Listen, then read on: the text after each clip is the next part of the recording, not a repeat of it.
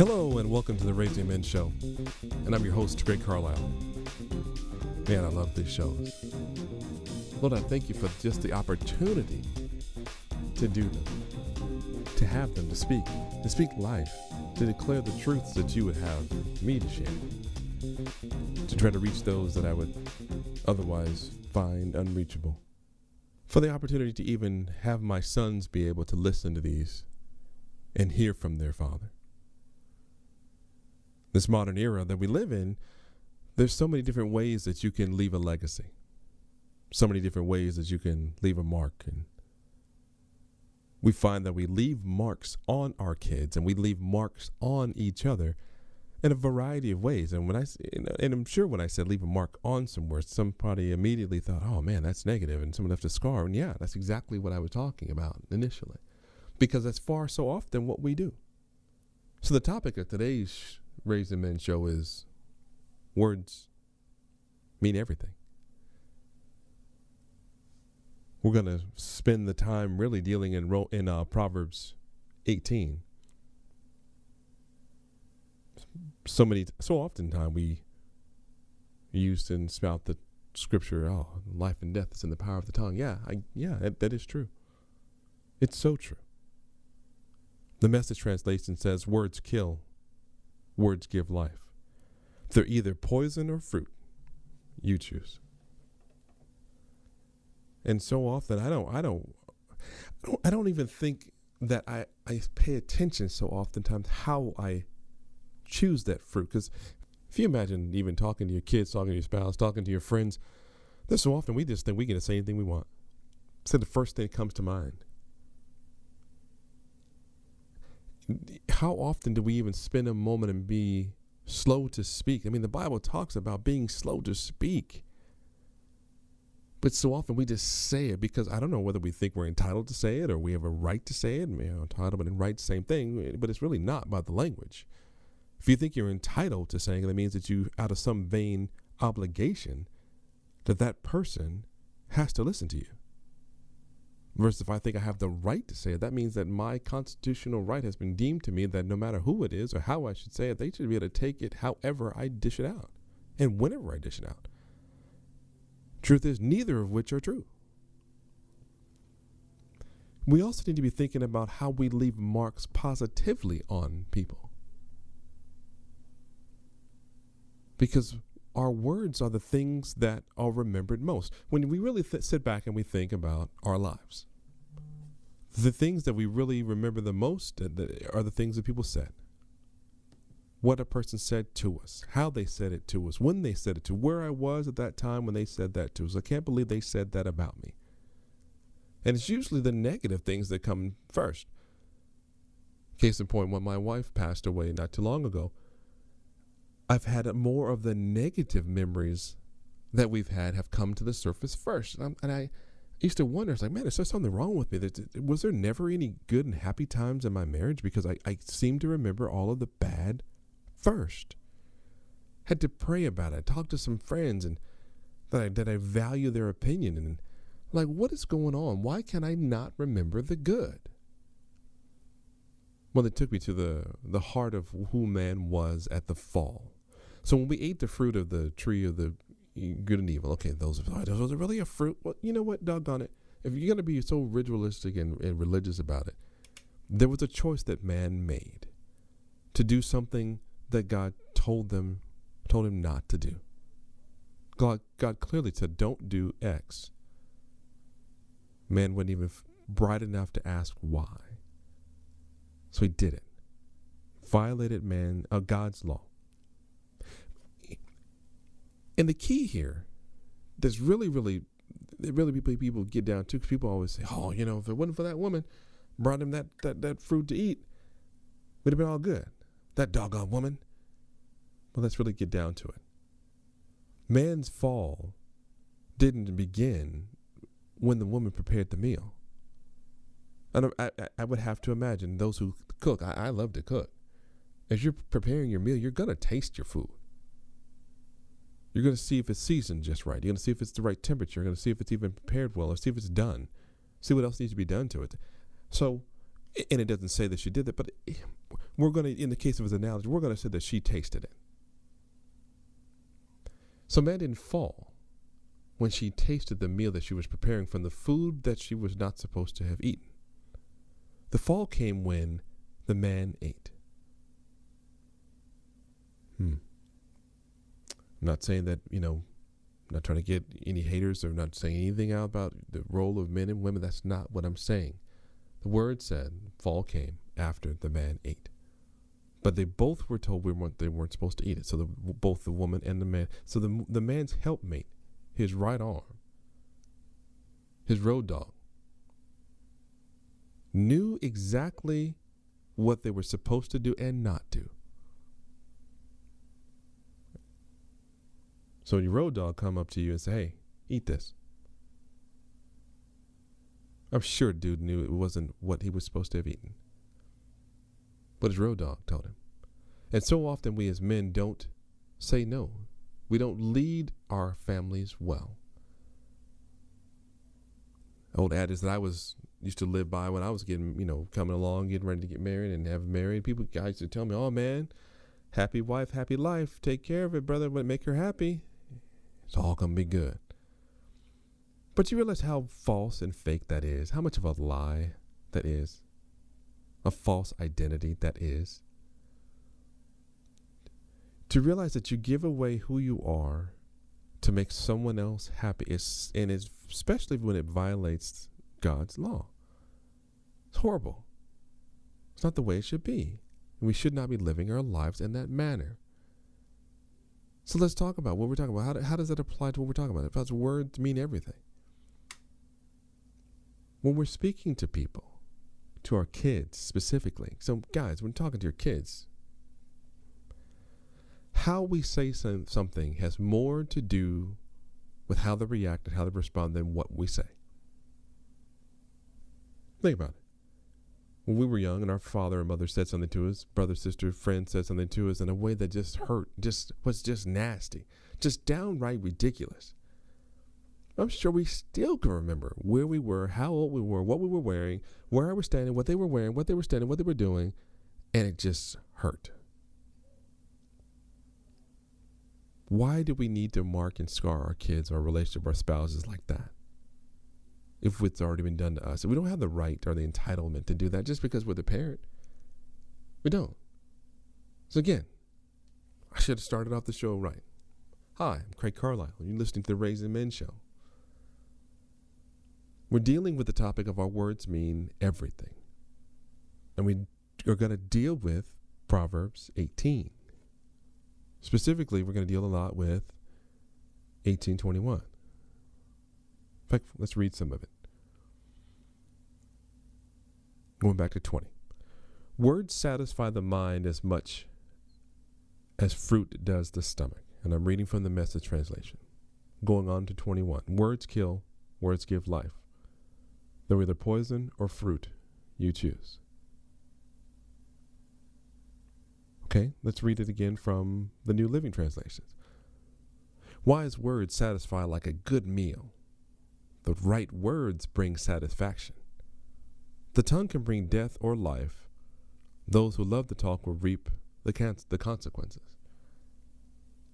So reaping the consequences, especially when you're dealing with your kids, you mark them early and you break the spirit, especially of a young male child. If you break that spirit, it's like, I don't know how many of you all are into pets and dogs or horses and things like that, but I tell you what, if you want to make sure an animal does what you want it to do, a dog or a horse, and you treat them in a certain harsh manner to get their attention, and you force them to break that behavior or that attitude or that mindset that animal may have. You've got to be able to apply the proper amount of pressure, consistent pressure, discipline, in some cases pain. But you can't do it in such a manner that it breaks that animal's spirit. Once that animal's spirit is broken, they're useless. They won't work right. They won't follow instructions. They'll just lay around and it just won't do anything. And that's the same thing with a child. It's the same thing with us. If we break a child's spirit, break their heart, break them, what good are they? What good are they to society? What good are they in your family? What good are they? Because they're going to be broken, and it's going to be so many years with someone else trying to clean up your mess, to repair them. And by the time they get done having children or children's children, you've left that curse in 3 and 4 generations that someone else is going to be trying to break. Okay. If you can't get behind the animal analogy, let's think of another way. I have a piece of wood. Lay it on the ground. Take a long nail. Not those little tiny little nails that just leave. Now I'm talking about those real big, long, they call them the 10-penny nail. Big old large nail.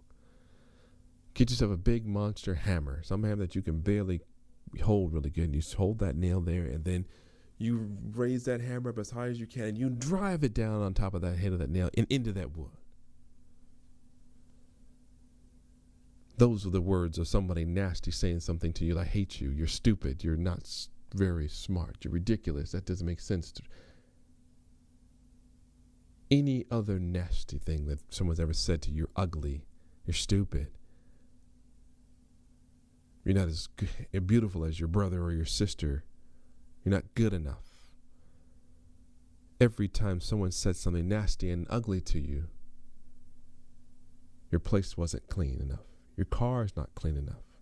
Your clothes aren't good enough, weren't clean enough. Your hairstyle is not good enough. Your hair is not long enough, not short enough. Skin's not light enough, not dark enough. Not the right race. Don't live in the right place. Those are all nails that someone is driving into that wood, which is you, into your heart, into who you are. And some of us are covered in nails to the point where you really can't even see much of the wood left because it's all covered in nails. Some of us have had fathers, mothers, friends, family. They'll come back after they found out that it hurt you. Oh, I'm sorry. Our spouses, some of us as parents will go to our kids after we calm down, after we think we've done enough damage. I've done it myself, I know. Come back to you, I'm sorry. Yeah, it's like turning that hammer now on the other side, using the hook side of that hammer, pull that nail out. I'm sorry for calling you stupid. Sorry for saying you weren't good enough. I'm sorry for telling you that you're dumb. I'm sorry for saying you weren't beautiful and weren't handsome. I'm sorry. Sorry for accusing you of being something that you weren't. I'm sorry for saying that you weren't where you're supposed to be. I'm sorry. Sorry to the point I'm sorry for hearing the word sorry. But as you realize every time they've said sorry, yeah, they may have pulled all the nails out. But look at the wood. Look at what's left behind. Holes.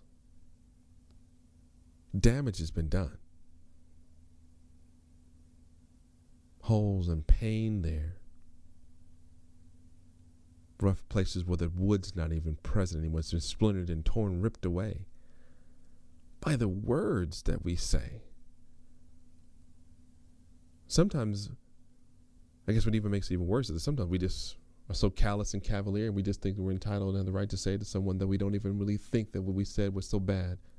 Because in some cases, what we say isn't bad, but we don't know what has happened to that person before we got to them. Sometimes a good morning or the lack of a good morning could have tear a person apart because they may think, I guess I'm not good enough for you to speak to. My mom and dad didn't speak to me.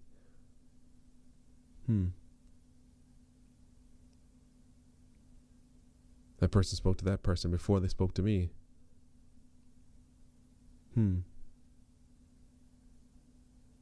I spoke to a person, they didn't speak back. I called them, they didn't call me back. I texted them, they didn't text back. Or in some cases, probably they didn't text back fast enough. Our words mean everything. How often do we think about what we say? I believe in very specific language. So if I'm going to say something to someone, I want to make sure, and I've done it to my kids before, and I'm totally sorry, but I left my nail there, left it hole, and I pulled it out, left a hole behind, because I'm very specific about what I say and what I don't say. And if I want to make you hurt, I'm going to say exactly what it's going to take to inflict the most damage.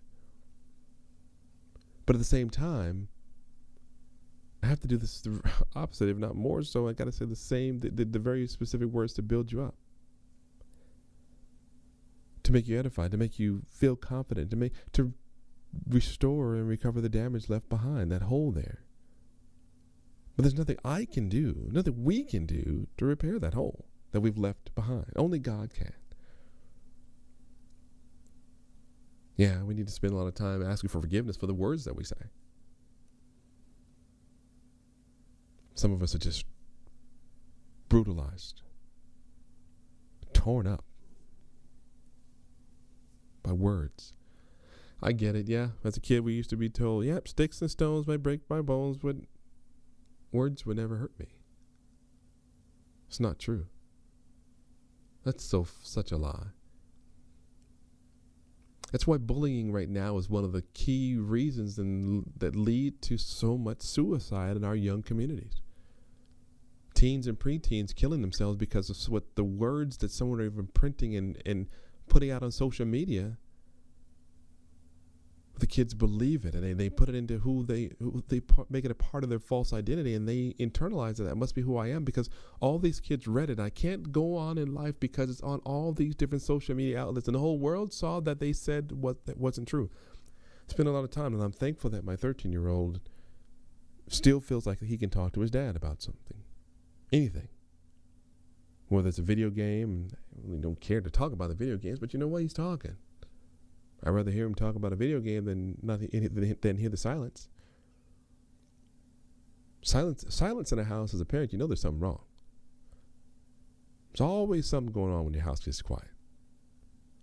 My kids don't read a bunch of books. They'll read, but then when they're done, you can definitely tell when they're done because they're making noise again.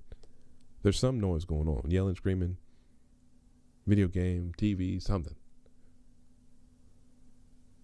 But parents, when you let silence creep into your house, you let silence creep into your marriage, your relationships.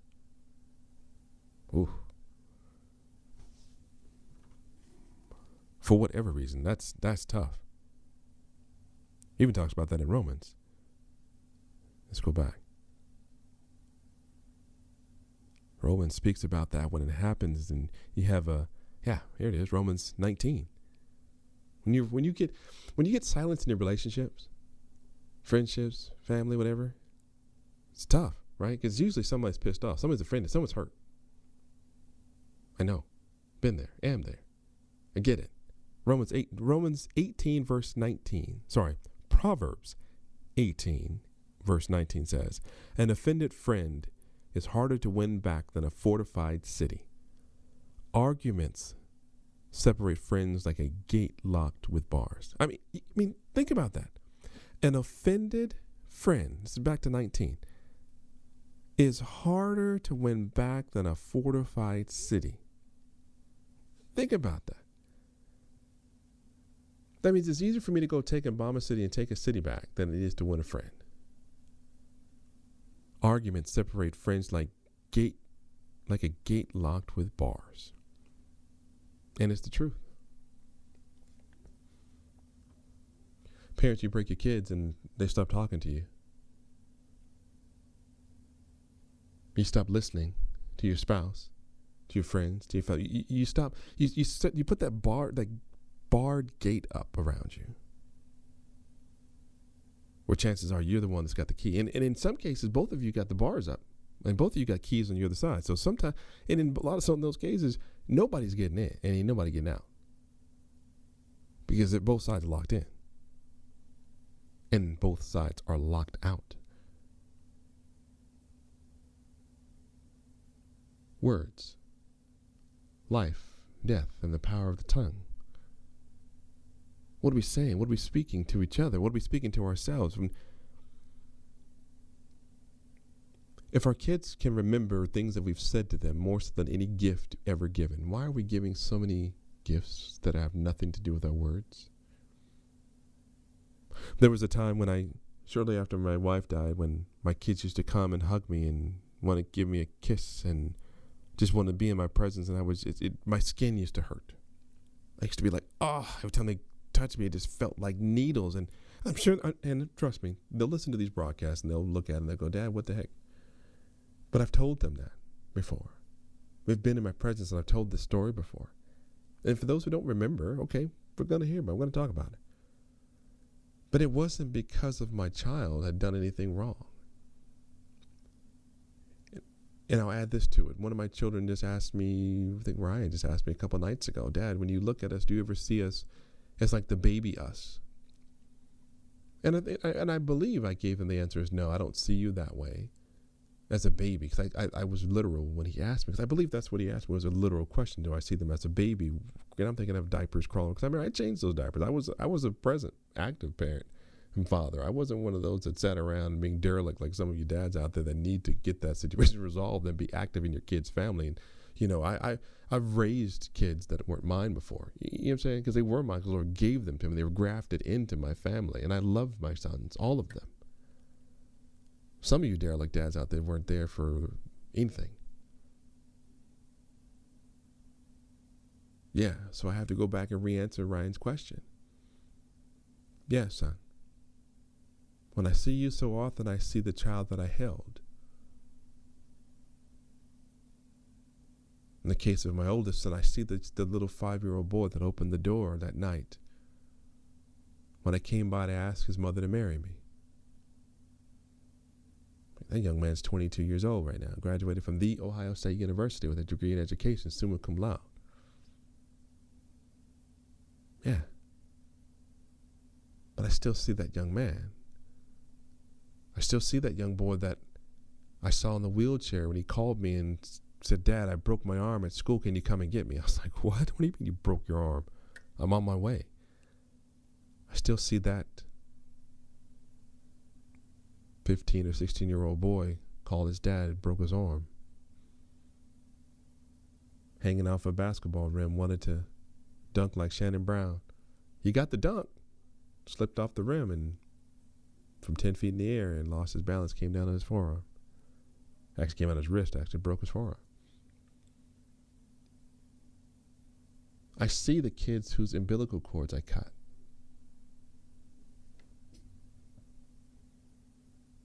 But I also see their mother's face in each one of their faces. I hear her voice and their tone of voice, and I hear the words that she'll say and used to say sometimes when they talk to me.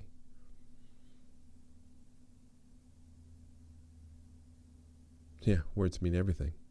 Because there's sometimes, and I tell you these stories because I hope it helps you, hope it helps someone out there, because sometimes we respond to people based on our past and how our past has shaped us and those holes that were left behind and in some relationship, some words or some action that someone took against us. Sometimes I respond to my kids negatively because I hear their mother's voice and I'm angry because she's gone. Or it's something that she used to say in a tone that used to just tear me apart. I'm like, why in the world would you say things that way? But here it is. It's that same tone, but this is who they are. They're going to be a part of her for life.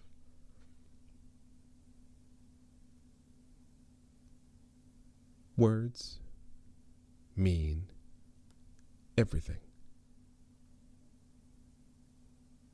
How often can we remember when our parents said something great to us?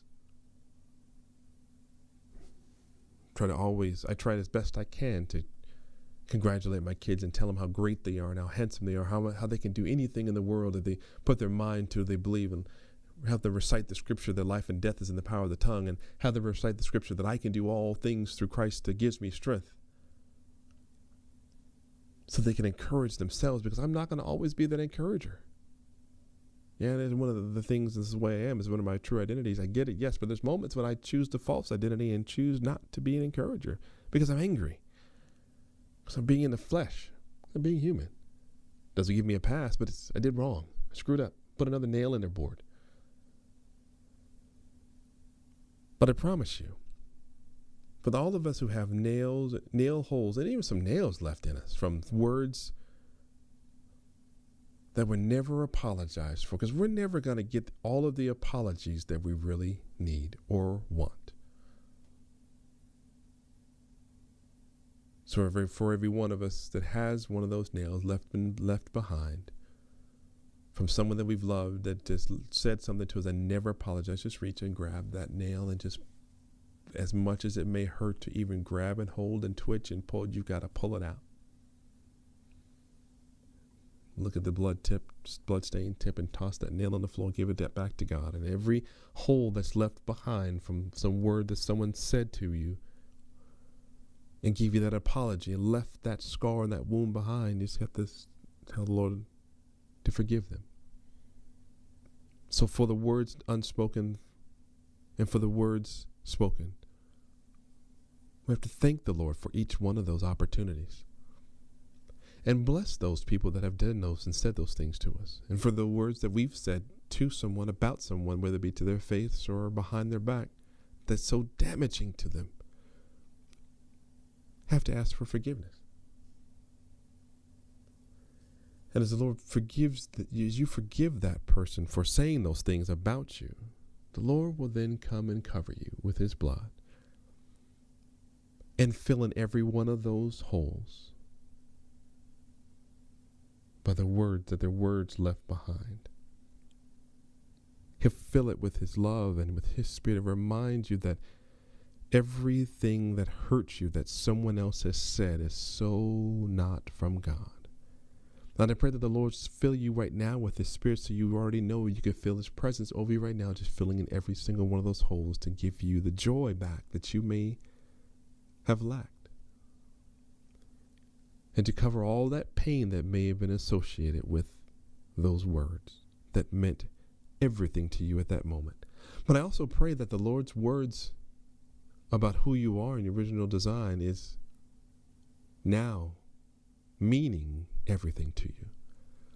So when people say things that are nasty to you, that they have no effect, they don't even scratch the surface. Not that we want our hearts to be hardened, but like we want to have tougher skin, and to realize that people are saying things out of their own hurt and their own ignorance and their own frailties. And if it doesn't apply to us, then we just let it go. And the Lord continues to refresh us and renew our mind daily, in every moment and every instant, because the people hurt people. Wounded people wound people. So I'm praying for all of us that have been hurt to give those hurts over to God, and all of the shortcomings that we've had, all the areas in our life that we just don't have enough patience, enough love, enough great words, enough encouragement, and place all of those shortcomings before God. Thank him for the shortcomings. And just like the little boy's lunch, the fish and the loaves of bread, he multiplied all of that not enough, and he made it more than enough to have fed so many thousands of people with excess left over. And that's what's awesome.